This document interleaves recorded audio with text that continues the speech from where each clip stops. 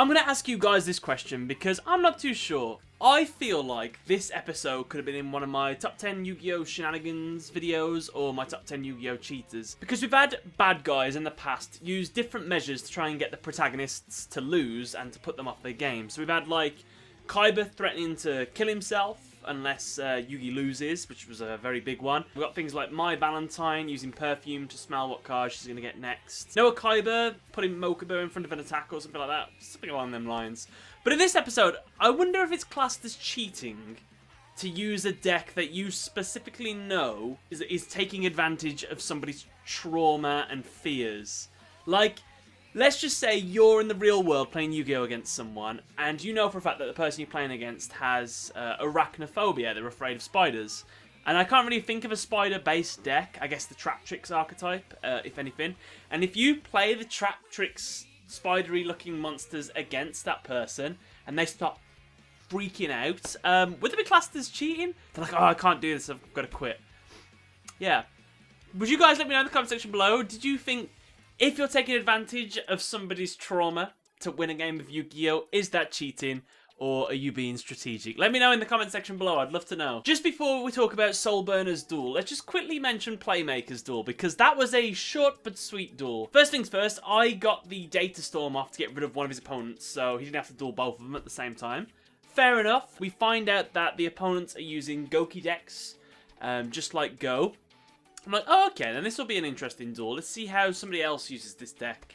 The opponent does one turn, and then the second turn, Yusaku does his turn and OTKs his opponent. Yes. Literally, the second turn of the duel, Yusaku OTKs him, and I was very impressed. I actually quite liked it because I thought it was quite unexpected. It was one of those moments where it's like, I do piercing damage, and then when this monster's destroyed, I also inflict battle damage to you. And I thought there'd be some sort of counter to it, but he had nothing. So I was like, oh, well that sucks, doesn't it? But yeah, I really like this duel. I was impressed by Yusaku being able to defeat his opponents. Yes, he is fodder. I don't even remember his name. It's the pink-haired guy with the afro. But he didn't really have to go into any of his big monsters. He didn't need to because he had all the cards he needed right there. He went into like one Link monster. Sorted. Yeah, I thought it was a good duel. In the next episode, we've got another duel against them. I would be shocked if it was another OTK style duel, but I'd like to see Yusaku win in a similar but different kind of fashion. So maybe not an OTK, maybe a zero turn kill or something like that. Spice things up. I mean, these are fodder enemies.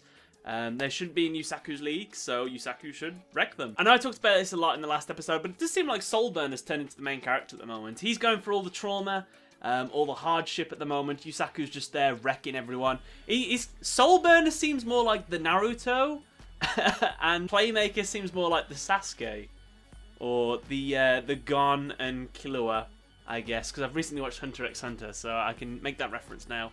Yeah, I don't know.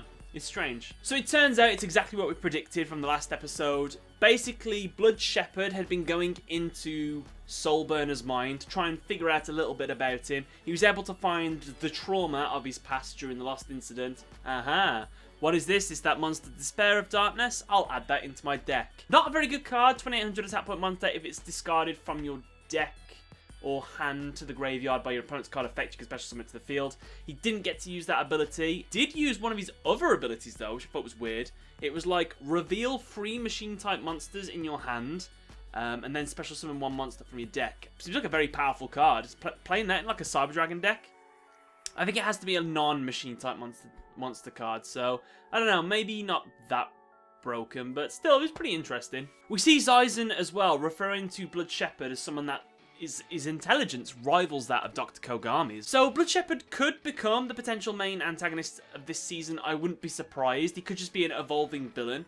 I know that there is somebody behind all this at the moment that we still need to have revealed, because who is the person that's controlling like Bowman and things like that? But I don't know. I feel like we've got a few too many enemies at the moment. I know there's only 2 really. Blood Shepherd, Zaizen and all that lot are sort of enemies now, but they're more bounty hunters. We've got the mysterious people along with Bowman. Now we have the Knights of Hanoi coming back. When they come back, I don't know, but they're going to make an appearance soon. It's a lot to sort of juggle at the moment. I hope it sort of levels out or streamlines a little bit more towards the end of the episode. towards the end of the series. What I like about this duel is I actually like the fact that the AI is lying about their cards. I don't like it in one aspect. I feel like I'm pretty sure I've seen people check opponents' cards, so they should be able to do that whenever they want to. You can do it in the real world. I guess you can't do it in this world, but I'm sure there's contradicting things there where I've seen them check cards in the past. So when the AIs, previously they've lied about the card effect, whereas in this one, they read 2 of the card effects but didn't read the 3rd effect, so that when Soulburner destroyed the card, its effect triggered. That, again, I would consider that cheating, because if your opponent asks what that card does, I don't know. I feel like in the proper Yu-Gi-Oh! Anime universe, you should have to learn the Yu-Gi-Oh! Cards to be able to be a good duelist. That's the whole point of, like, Yu-Gi-Oh! GX's duel school and things like that. But, I don't know. So when Blood Shepherd does get Despair of Darkness out, Soulburner is triggered as hell. He's proper freaking out. Even worse, he activates a card that multiplies it by 3. So now it's 3 times the trauma. You've got these 3 Despair of Darknesses staring down at Soulburner. So he's not in a good situation at all. However, I do think he's definitely going to get over this situation because we didn't see the end of the duel from the past, nor did Blood Shepherd watch the end of the duel. So from the little preview of the next episode as well, we see he does carry on dueling. So I think back then, when he was playing against that that brother guy who was actually using the Despair of Darkness card, he was able to conquer his own fear and get over that monster. So even though he's relapsed a little bit now, he's going to have the same kind of realization with a little push from... oh, I forgot the Ignis's name. Is it Fire? From Fire's like motivation. So he'll get over it.